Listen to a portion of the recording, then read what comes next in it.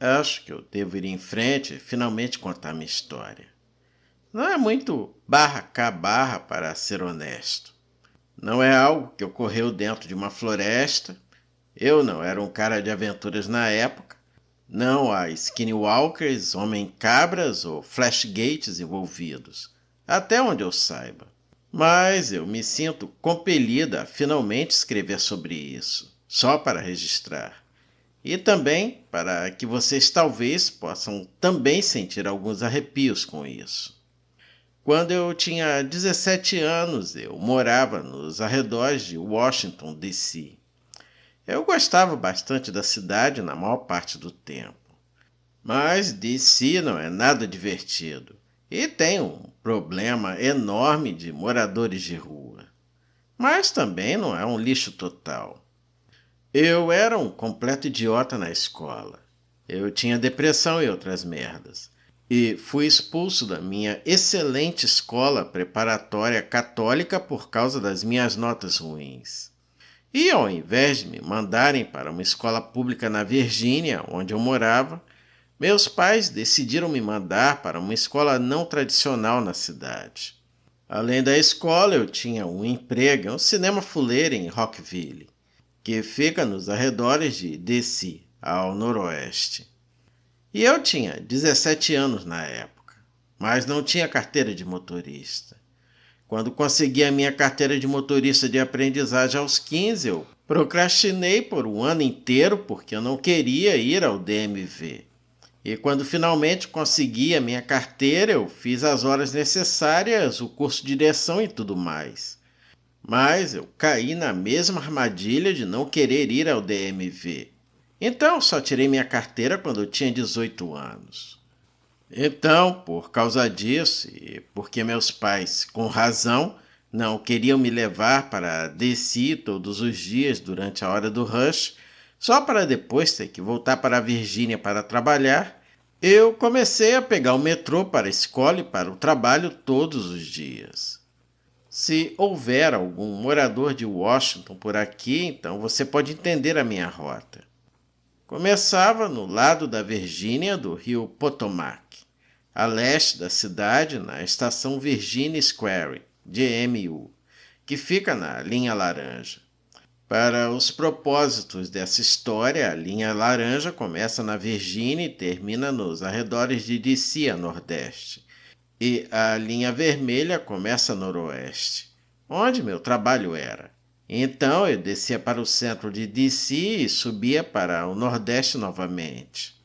Minha escola ficava a cerca de um quarteirão da estação do metrô de Easter Market, na linha laranja, cerca de 3/4 de milha a sudeste da capital pela Avenida Pensilvânia. Meu trabalho ficava um pouco longe da estação do metrô de Rockville. Quando o meu turno terminava por volta das 11h15, eu tinha que correr para a estação do metrô na maioria das vezes. As estações fechavam às 12 horas de domingo e quinta, e pegar a linha vermelha até o Metro Center, que, como o nome sugere, fica no centro de DC. Mudar para a linha laranja, então pegar a linha laranja até o East Falls Church, na Virgínia, de onde eu pegaria o ônibus ou um táxi para casa. Vou colocar tudo em um mapa que farei e postarei junto com isso. Desculpem uma postagem inteira sobre isso. É apenas uma configuração. E a configuração aqui é importante. Então, agora que esse cenário está estabelecido, eu posso começar a entrar na história. Por alguns meses, tudo foi completamente normal. Eu já tinha andado de metrô de vez em quando durante grande parte da minha vida, mas nunca tanto. Então eu estava bem com toda aquela experiência.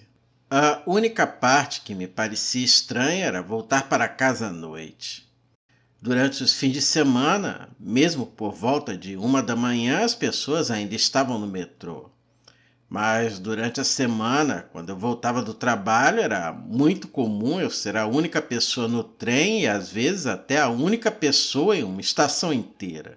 Embora eu não ficasse realmente assustado com isso. Pelo menos por um tempo. Eu sempre sentava na frente do trem, tipo, bem na frente. Eu gostava de olhar para a frente do trem e ver os trilhos passando. Eu adorava fazer isso quando era criança e ainda adorava naquela época porque eu era uma criança, mesmo que aos 17 anos. Uma noite eu estava viajando na linha vermelha de volta de Rockville para o Metro Center. Eu era a única pessoa no carro, provavelmente no trem. Tinha pego o último trem antes do sistema fechar. E estava olhando para a frente do trem como sempre quando vi algo estranho. Parecia um galho branco, como bétula ou algo assim. Era fino e estava pressionado contra a parede quando eu o vi pela primeira vez. Quando os faróis do trem começaram a atingi-lo, eu pensei que devia ser um pedaço de fio ou cano. Mas então ele se moveu.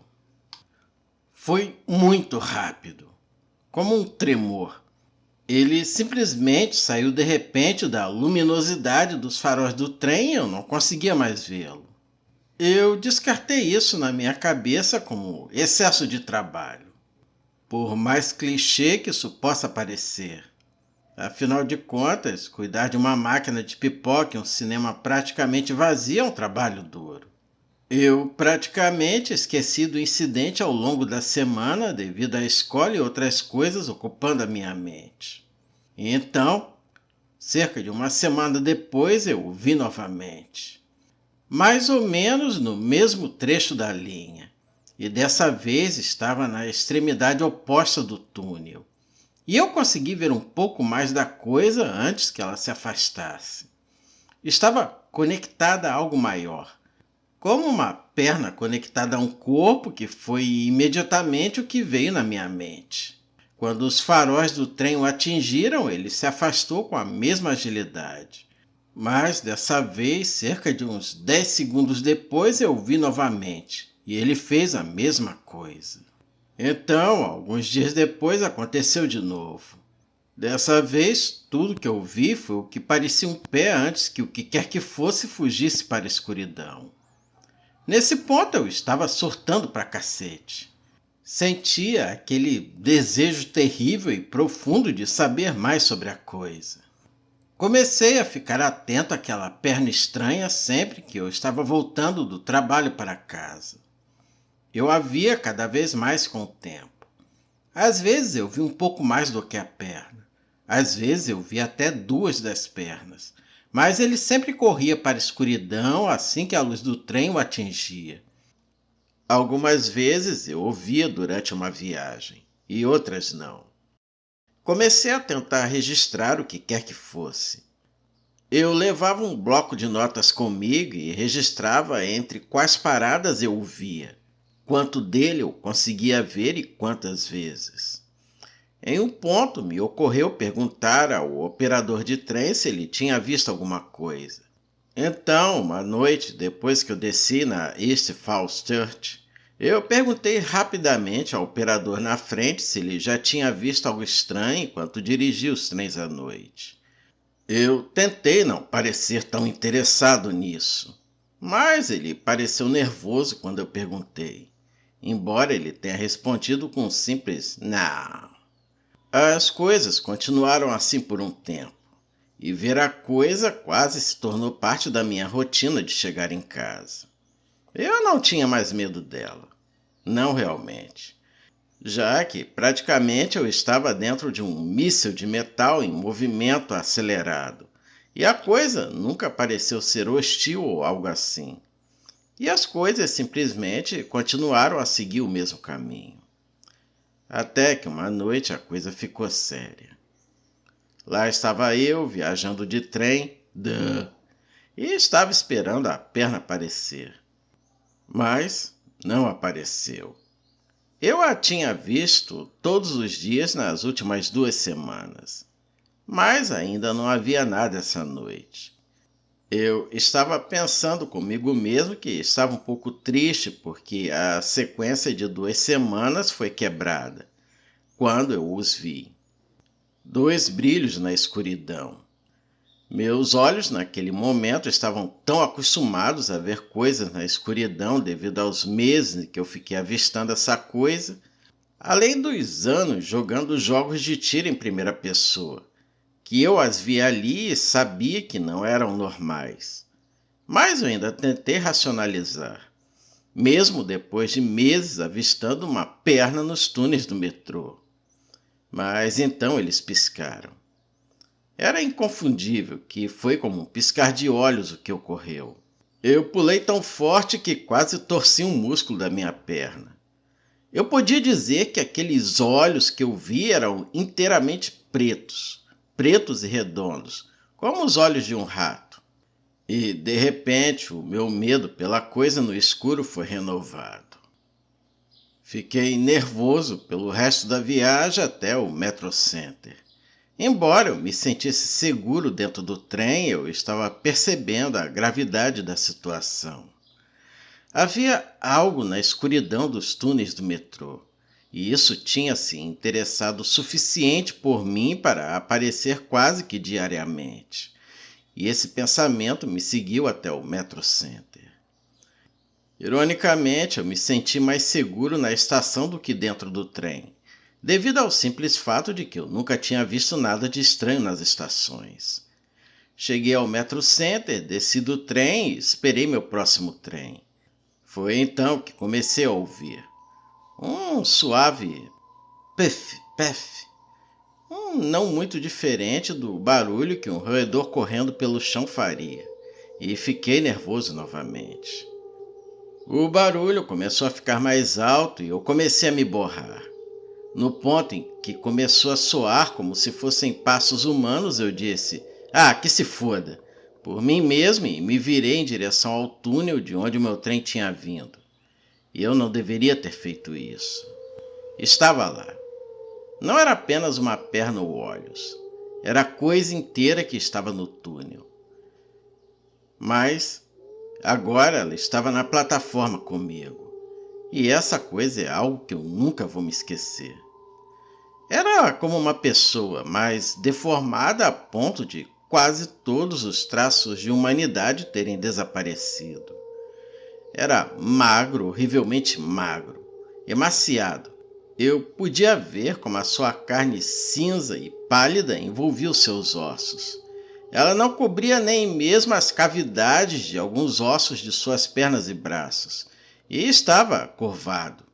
Não de quatro, mas curvado como uma pessoa idosa, com suas pernas torcidas e seus braços mantidos na frente do seu peito, como um cão da pradaria segura os seus braços quando se levanta. Sua cabeça era completamente sem pelos e estava pendurada para baixo. Então eu não conseguia ver o seu rosto. Eu abri a boca para gritar, mas eu apenas fiquei choramingando como se fosse um bebê. E eu não deveria ter feito isso porque eu acho que o provoquei. Ele começou a se mover em minha direção com um andar horrível. Ele continuou em sua posição curvada, mas suas pernas se estenderam e ele deu passos largos para a frente, como se estivesse agachado. Suas pernas balançavam e se contraíam a cada passo em minha direção. Era óbvio que aquela coisa não estava acostumada a andar assim, que era mais adequada para rastejar ao longo das paredes. E conforme ele se aproximava, eu comecei a sentir o cheiro.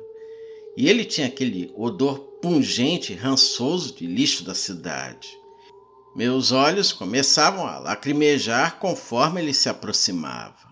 Falando nisso, estava diminuindo a distância rapidamente. Quando eu me virei pela primeira vez, devia haver uns 50 metros entre nós. Mas em 5 ou 6 passos, ele cobriu metade dessa distância.